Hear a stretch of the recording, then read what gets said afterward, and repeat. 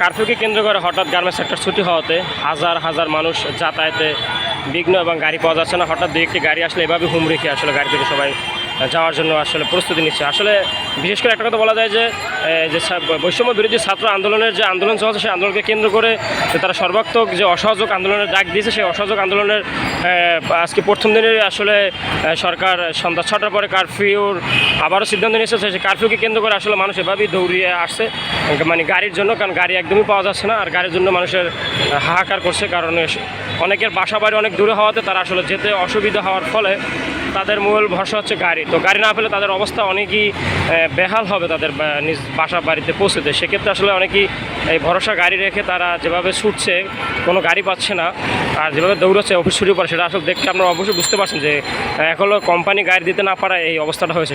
Company আসলে এই পরিস্থিতি বেহাল দশা হওয়ার ফলে আসলে গাড়ি আসলে কোম্পানি নিতে পারে না বিকেল টাইম, কিন্তু সকাল টাইম কিন্তু ঠিকই গাড়ি ছিল।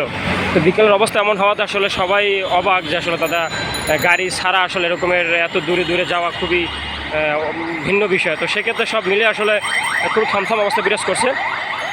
তো ইতিমধ্যে আমাদের এই ছিল এখানকার সর্বশেষ অবস্থা।